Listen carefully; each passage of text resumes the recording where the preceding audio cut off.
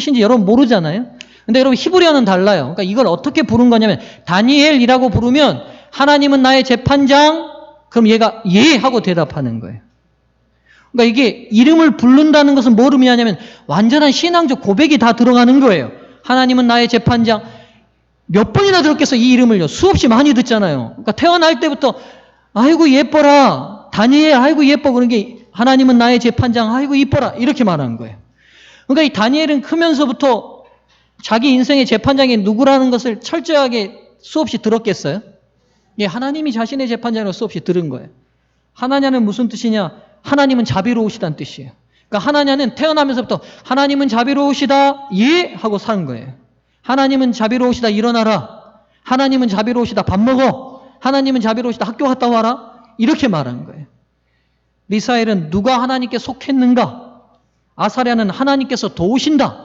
그러니까 이들의 이 네 친구의 모든 이름들이 그들의 부모의 신앙적 고백과 함께 그들이 앞날을 어떻게 살기를 기대하는 부모들의 신앙적인 요소들이 다 들어가 있는 이름인데 이 이름을 다 개명시킵니다.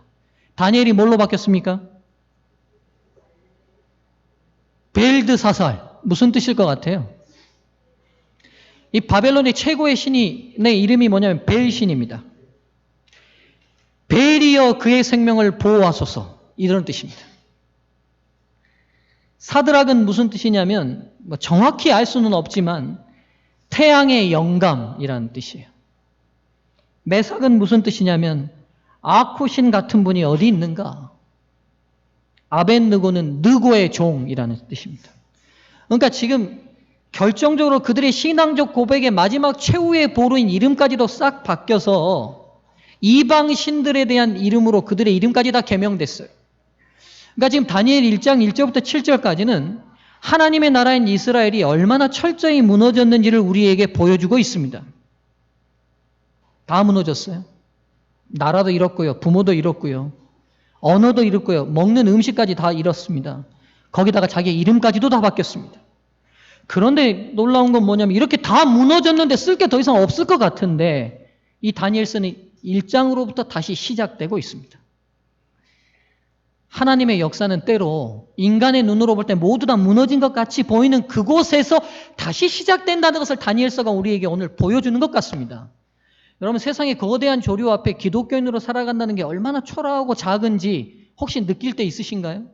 예, 재림 성도로 이 세상에서 살아간다는 게 얼마나 나약하고 미약한지 느낄 때가 있지 않습니까? 저는 그런 벽들을 느낄 때가 꽤 있습니다. 그런 벽들을 느낄 때마다 제가 다니엘서를 통하여 힘을 얻는데요. 어떤 힘을 얻냐면 인간의 눈으로 모든 것이 무너지고 진 것 같이 보여도 하나님의 역사는 거기서 다시 시작될 수 있다는 거예요. 화인여사께서 선지자왕 475쪽에다 이렇게 기록해 놓으셨어요. 하나님께서는 세상 모든 열국 앞에서 그들을 멸하기보다는 구원하기 위하여, 그 다음 단어입니다. 저에게 참 희망이 됐던 단어예요. 표면적인 패배를 승리로 이끄시는 당신의 계획을 증거하시고자 하셨다. 그러니까 지금 다니엘서가 이렇게 다 무너진 것을 화인여사가 뭐라고 주석을 달아놓으셨냐면 이 패배는 어떤 패배다? 예, 표면적인 패배라는 거예요. 그러니까 겉으로 볼 때 진 거지 진짜 진 게 아니라는 거예요. 그럼 여러분, 이 다니엘서가 이렇게 다 무너지고 다 끝장난 것처럼 보였는데 어떻게 하나님이 여기서 다시 시작할 수 있었냐는 거예요.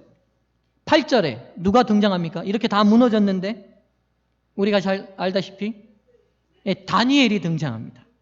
그러면 이걸 알 수 있어요. 이렇게 국가적으로 모든 것이 하나님의 나라가 다 무너져도 하나님이 다시 시작할 수 있는 희망이 누구에게 있다? 사람에게 있다는 거예요. 사람에게 있다는 거예요. 사람에게 있다는 거예요. 옆 사람에게 보고 좀 말 좀 해주세요. 옆 사람 얼굴 좀 보고. 당신이 그 희망이길 바랍니다.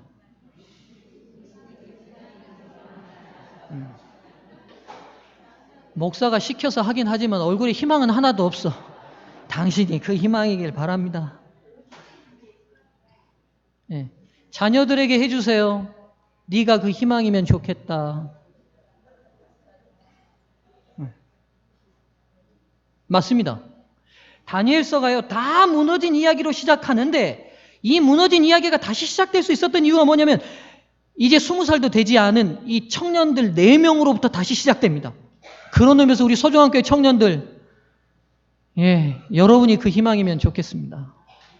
아니요. 여러분이 그 희망입니다.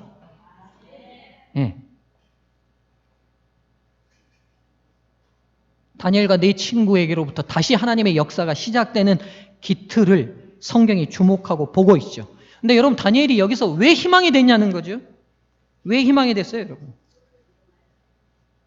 왜 희망이 됐습니까? 뭘 정했다고 돼 있어요? 뜻을 정했다고 돼 있어요. 그러면 그 뜻을 정하고 한 일이 뭡니까? 다니엘이 드디어 이 다 망해버린 하나님의 나라의 터전 위에 이 젊은이가 희망이 됐다는 걸 우리가 믿겠는데, 이 뜻을 정하고 이 젊은이가 도대체 한 일이 뭐예요? 조국의 독립과 해방을 위하여, 이 민족의 기대를 위하여 네 한 몸 불사르겠다 뜻을 정했어요? 아니요. 뭐 안 했어요? 왕이 주는 음식 안 먹겠다는 게 한 개 고작입니다. 큰 일이에요? 작은 일이에요? 한 애가 아들이 어느 날 와가지고, 엄마, 이제 나 진짜 하나님의 희망이 되기로 결심했으니까 오늘부터 밥을 반 공기로 줄일게. 희망이에요? 아니에요? 여러분, 지금 우리가 이제 다니엘서에 워낙 익숙하다 보니까 이 본문을 뜻을 정해서, 그래, 다니엘이 드디어 하나님께 충성하기로 결심했다라는 그 뜻을 부각하다 보니까 이 본문이 굉장히 대단하게 보이는 것처럼 보이지만, 제가 볼 때 다른 시각으로 한번 보면, 좋아요. 나라가 무너졌어요. 다 무너졌어요. 그 무너진 틈에서 이 청년들이 가진 그 거대한 꿈이라는 게 고작 행동으로 옮긴 게 뭐냐면, 뭐 안 하기로 한 거예요? 밥 안 먹기로 한 거예요. 큰 뜻입니까? 위대한 뜻입니까? 역사가 바뀔 만큼 대단한 뜻입니까? 여러분 어떻게 생각하십니까? 이 뜻이, 이 밥 안 먹겠다는 이 뜻이 역사를 뒤집어 놓을 만큼 대단한 뜻처럼 보입니까? 여러분 어떻습니까?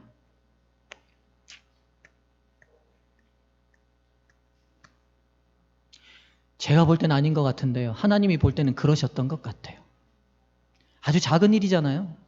조국을 잃어버리고 나라가 망한 이스라엘의 왕족인 청년들이 하겠다는 게, 자기들이 잘 걸려서 느부갓네살을 암살하겠다는 뭐 이런 것도 아니고, 고작 왕이 주는 음식을 거부하고 안 먹고 깨끗한 유대인들이 먹었던 음식을 먹겠다는 이 작은 뜻이 어떻게 하나님의 눈에는 다시 무너진 이 이스라엘을 세우고 하나님의 구속의 역사를 펼쳐나갈 수 있는 통로가 될 수 있었냐는 거예요.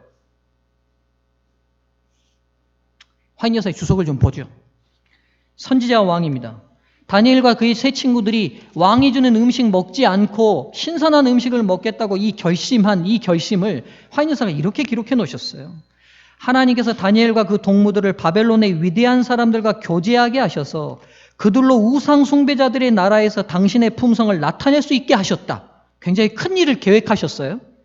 어떻게 그들은 그처럼 큰 임무와 명예스러운 주의를 맡기에 적합한 자가 될 수 있었는가? 화인 여사가 질문을 던집니다. 어떻게 다니엘, 이 포로로 끌려온 4명의 이 젊은 청년들이 곧 느부갓네살 왕과 교제함으로 인하여 이 우상 숭배자들 틈에서 하나님의 영광을 드러낸 이 크고 위대하고 명예로운 일을 할 수 있게 됐는가? 잘 들어보시죠. 그들의 전 생애의 특징은, 이 특징 때문에 하나님께서 이들을 통하여 다시 역사를 세우셨대요. 뭘까요? 그들의 전생의 특징은 작은 일에 충성함이었다.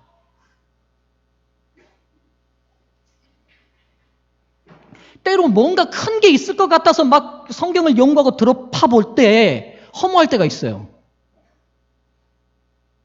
다니엘, 이 다 무너진 유대의 나라에서 하나님이 다시 하나님의 나라를 세우는 이 4명의 통로로서 했던 이 청년들에게 어떤 놀라운 특징이 있을 것 같다고 생각하고 예언의 신을 들여다보고 성경을 파보는데 아주 단순해요. 하나님이 다시 이 청년을 통해 역사를 이룰 수 있었던 이유가 뭐였다고요? 그들의 전생의 특징이 있었는데 뭐였다고요? 따라하겠습니다. 작은 일에 충성함이었다. 일단 결론부터 내리죠. 이런 생애의 특징과 은사가 저와 여러분 모두에게 있기를 주님의 이름으로 축원합니다. 도대체 이 작은 일이 충성함이 왜 이토록 큰 일을 만드는 물줄기가 됐냐는 거예요. 여러분 여기 보시죠. 다니엘과 세 친구들이요, 왕의 주는 음식하고 술을 먹지 않겠다고 했던 이유가 나오는데 본인을 뭐 하지 않겠다? 이 음식을 통해서 이 더럽히지 않겠다고 말합니다. 이 더럽히지 않겠다는 표현이 성경 중에 제일 많이 쓰인 데가 어디냐면 레위기입니다. 레위기예요. 레위기에 보면 너희 하나님이 거룩하니 너희도 뭐하라? 이 거룩하라. 그래서 레위기는 중요한 단어가 거룩이라는 단어예요. 하나님이 거룩하신 것처럼 너희도 뭐하라? 거룩하라는 거예요. 그리고 거룩함의 의미로 너희를 뭐하지 말아라? 더럽히지 말라고 얘기해요. 그러니까 지금 다니엘과 그의 세 친구들이 뜻을 정해서 왕의 음식을 먹지 않겠다는 이 작은 결심의 시작은 어디서 시작됐냐면 제가 볼 때 레위기에서 시작됐어요. 즉 하나님이 가지신 놀라운 이 백성의 특징, 이 백성에게 기대하시는 게 뭐냐면 내가 거룩한 것처럼 너희도 뭐하라? 거룩하기를 기대해요. 그러니까 이 작은 청년들이 모여서 포로로 끌려오고 부모도 잃어버리고 언제 죽을지 모르는 파리 목숨 같은 그들의 인생 가운데서 나도 하나님의 뜻인 거룩을 실천하고 싶고 더럽히지 않고 싶은데 본인들이 할 수 있는 일이 뭘까를 생각한 것 같아요. 그리고 그들이 할 수 있는 최소한의 일이 뭐였어요? 하나님의 음식법대로 잡지 않는 부정한 음식들을 제공할 때 그 음식을 거부하겠다는 거예요. 그리고 하나님이 주신 신선한 음식으로 본인들을 먹겠다는 게 그 작은 결심의 동기가 시작됐던 것 같아요. 여러분, 왜 레위기에서 하나님이 우리에게 거룩하시기를 기대할까요? 이유가 있습니다. 그 당시 이 이스라엘 백성들이 정착한 가나안 땅은 각종 우상 숭배가 팽배했던 땅이에요. 근데 여러분 우상 숭배의 정신은 한 가지입니다. 우상 섬겨서 누구 잘 되기를 원하는 거예요. 나 잘 되기를 원해요. 여러분 이 정신이요, 아무 정신도 아닌 것 같지만 굉장히 무서운 정신이에요. 얼마나 무섭냐면요, 이방 땅 중에 섬기던 여러 신들이 있었어요. 우리가 다 아는 바알과 아세라와 여러 신들이 있는데 그 중에 한 신이 몰록이라는 신이 있어요. 성경에 여러 번 나오는 신입니다. 몰렉이라는 신인데 이 몰렉은 제물을 뭘로 바치는지 아세요? 자기 자녀로 바쳐요. 몰렉신을 파보니까 어떻게 돼 있냐면 몰렉신을 청동으로 모통 만드는데 손을 이렇게 내고 있고요. 뒤에는 아궁이 시설이 돼 있어요. 그럼 어쩌면 아궁이에 불을 뗍니다. 그럼 이 신이 어떻게 될까요? 달궈지겠죠. 그럼 그 위에다 어떻게 하냐면 자기가 낳은 자녀를 올려놔요. 그래서 살아있는 제 아이가 타 죽어가는 모습을 보면서 신에게 예배를 드리는 거예요. 여러분 이게 얼마나 끔찍한 일이냐면 이게 여러분 이 정신을 파헤치고 들어가 보죠. 그럼 뭐예요? 내 새끼를 갖다 바치서라도 누구 잘 되기를 바라겠다는 거예요. 이게 우상이에요. 하나님께서 우상을 그토록 싫어하신 이유가 여기에 있어요. 하나님의 정신은 뭐예요? 하나님의 품성은 뭐예요? 사랑인데 그 사랑은 뭐냐면 철저히 희생으로 나오잖아요. 나를 희생해서 내가 너희 살리겠다고 말씀하셨잖아요. 십자가에 죽으신 거 아니에요. 그렇죠? 그 정신이 이스라엘 백성들 안에 퍼지기를 바라시는 게 하나님의 기대였어요. 이스라엘 백성들이 자기만 알고 사는 게 아니라 안식년이 돌아오면 자기 농사 짓지 않고 가난한 사람들 돌아보고 11조의 열의 하나는 제사장들에게 주고 열의 하나는 가난한 사람들에게 또 줘서 그들의 수입의 10분의 1을 열의 하나는 제사장들과 열의 하나는 가난한 사람들에게 드리게 만들었어요. 포란기에 있는 알을 보면 새를 보면 새도 잡고 알도 잡지 말고 알만 취하고 새는 넣으라는 거예요. 왜요? 그 모든 정신이 뭐예요? 하나님의 품성대로 난 너희들 살기를 바래. 그게 뭐예요? 이 이방의 우상들처럼 자기 살자고 누구까지 죽이는, 나만 잘 되면 누구까지도 희생할 수 있다는 거예요. 여러분 이게 자기를 사랑하는 정신이 얼마나 무서운지가 우상에서 드러나는 거예요. 우상에서요. 즉 레위기가 지시하는 건 뭐냐면 다니엘과 그의 세 친구들이 뭘 받아들인 거냐면 오늘 이방의 음식을 먹지 않겠다는 게 단순한 의미가 아니라 오늘 오직 자기밖에 모르고 살아가는 이 이방의 정신에 나와 세 친구는 물들겠다, 물들지 않겠다. 물들지 않겠다는 거예요. 그 표현이 뭐예요? 그들의 음식 먹지 않겠다는 거예요. 여러분, 이렇게 될 때 무슨 일이 벌어지냐면 이 작은 일이 하나님이 개입하시는 통로가 됩니다.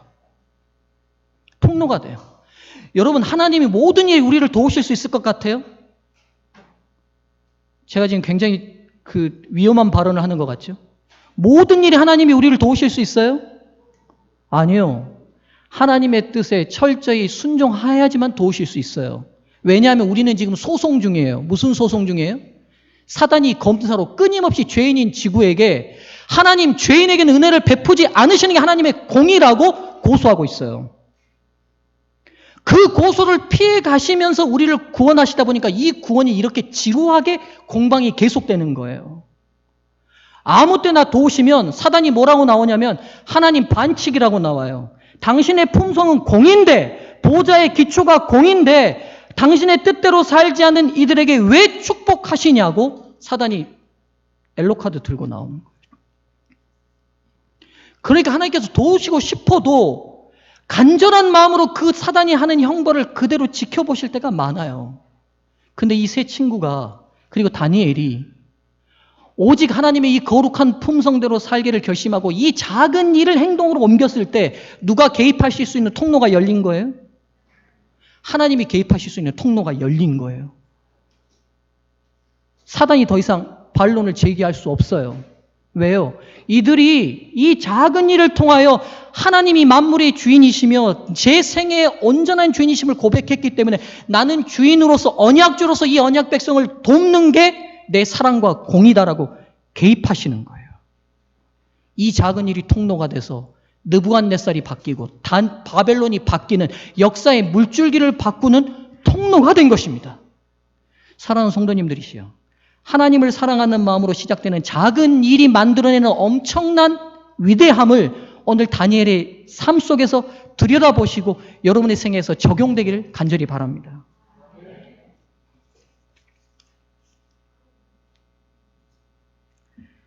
(1969년도) 짐 바도르라는 미국의 심리학 교수가 재밌는 실험을 한 가지 합니다. 무슨 실험을 하냐면 쌩쌩한 자동차 2대를 본네트 열어놓고 어느 길거리에다 둘 다 방치시켜 놨는데, 방치시켜 놓을 때 한 자동차에는 유리창을 깨놨어요.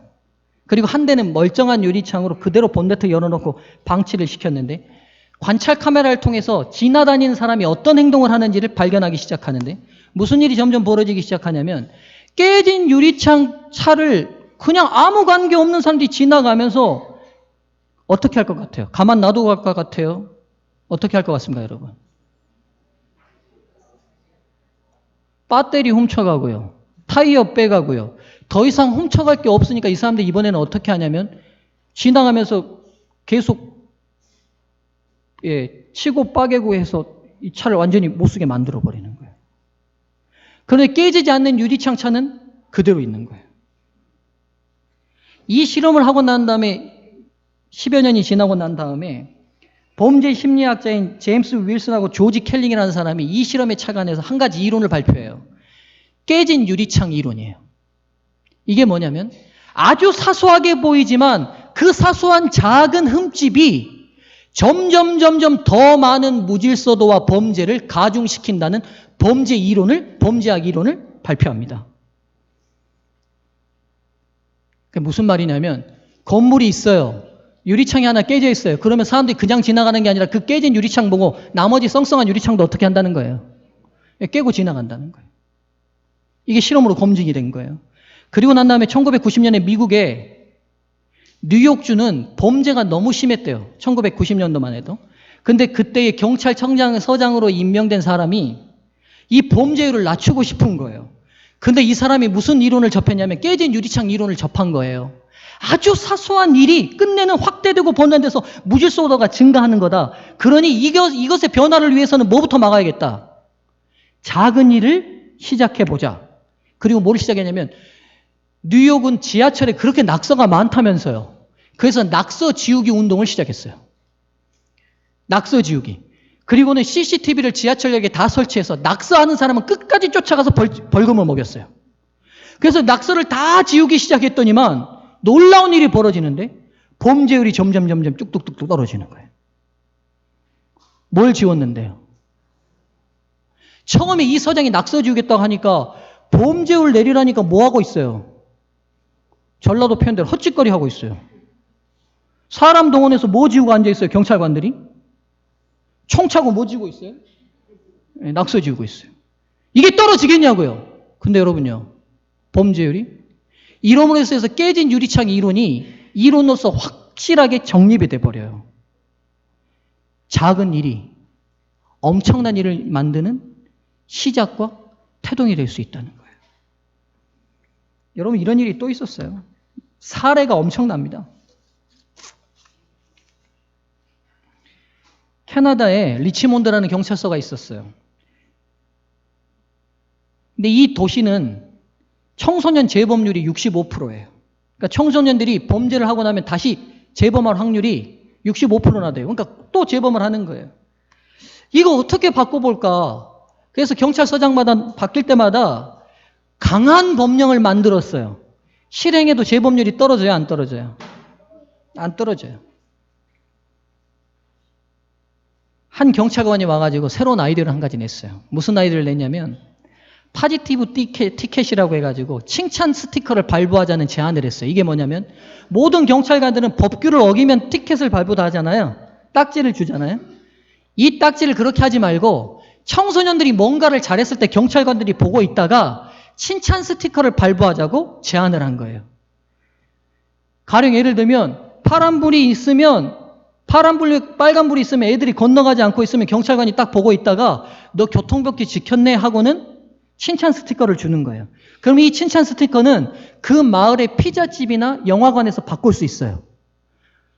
헬멧을 쓰고 스케이트보드를 타면 애들을 불러요. 너 헬멧 쓰고 잘 탔다. 규칙을 잘 지켰다 해가지고 또 칭찬 스티커를 주는 거예요.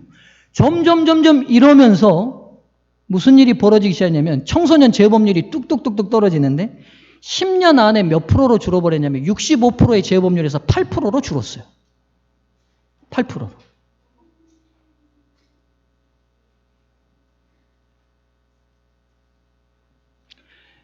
우리가 착각하는 것 중에 하나가 뭐냐면 어떤 위대한 일은 어떤 큰 일이나 더 많은 일을 해야지만 이루어진다고 생각하는 착각이 있대요. 위대한 일은 어디서 시작되는 거예요? 그래서 제가 오늘 설교가 뭐라고요? 네. 20분 지나니까 다 잊어버리셨죠? 작지만 위대하게. 작지만 위대하게. 본질적인 작은 일을 가지고 성실하게 임하고 시작하게 될 때 그 일이 하나님의 손에 들리면 위대하게 바뀌는 겁니다. 사랑하는 성도님들이시여, 우리가 11월 7일부터 10일까지 전도회 앞두고 있습니다. 오늘 예배가 마치면 사역팀들 오늘 팀 모임, 첫 모임을 하게 될 건데요. 사역팀들이 별일 아닐 수 있습니다. 아주 작은 일이겠죠. 여러분 나름대로 큰 희생일 수 있지만 교회 전체를 운영하는 데 있어서 그 일이 해도 돼도 안 해도 될 일일지 모르겠어요. 앞에서 예쁘게 옷 입고 안녕하세요 인사하는 일이라든지 선물 포장한다는 일이라든지 안 해도 교회가 무너지거나 교회가 닿는 일 아닙니다. 그런데요, 하나님을 사랑하는 마음으로 임하는 작은 일이 저는 하나님의 나라의 역사를 만드는 통로가 되리라고 믿는 신앙인이며 목사입니다. 저는 소중한 성도들이 이 교회를 위대하게 만드는 본질적인 작은 일에 충성된 백성으로 서게 되기를 간절히 바랍니다. 한 교회가 있었습니다. 그 당시만 해도 성경학교를 하면 아이들이 150명, 200명씩 모일 때예요. 성경학교가 진행이 되면 그 당시는 마치는 날 발표회를 했어요. 연극도 하고 노래도 하고 했던 날입니다. 그날 유년반에서 연극을 하는데 그 연극의 제목이 작은 나사못이라는 연극이었어요. 작은 나사못. 아마 기억하는 사람이 많을 거예요.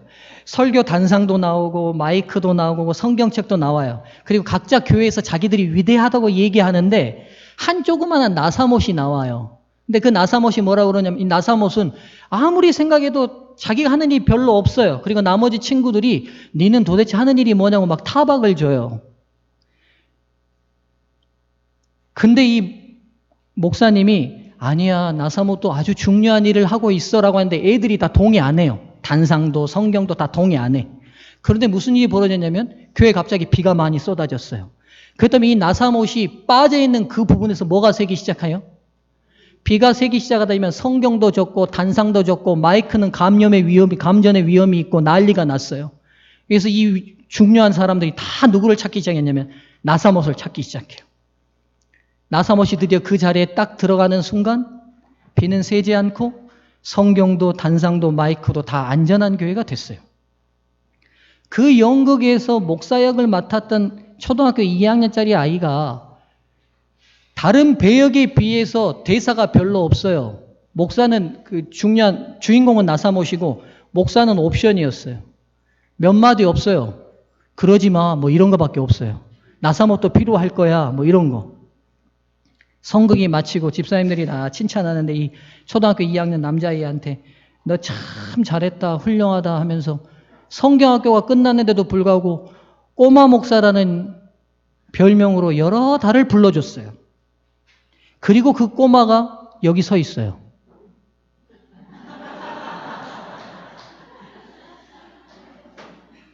그 꼬마가 지금도 꼬마처럼 키는 작지만 여기 서 있다고요. 그렇게 말했던 집사님들은 다 잊어버리셨겠죠. 근데 제 어린 나이에는 그래 나도 앞으로 하나님께 헌신하는 목사가 돼야지. 그 연극의 주인공이 나사못이었지만 그 연극이 다 끝나고 30여 년이 지난 지금의 주인공은 제가 돼 있습니다. 사랑하는 성도님들이시여, 여러분의 말 한마디, 행동 하나, 여러분이 하는 성실한 그 작은 충성됨이 하나님의 교회를 어떻게 만들어 놓을지는 아무도 모릅니다. 오늘 다니엘의 이 작은 결심이 무너진 이스라엘을 다시 세웠던 것처럼 저희 소중한 교회 성도님들과 저는 작은 일에 충성된 백성으로 끝까지 섰으면 좋겠습니다. 말씀을 마치겠습니다.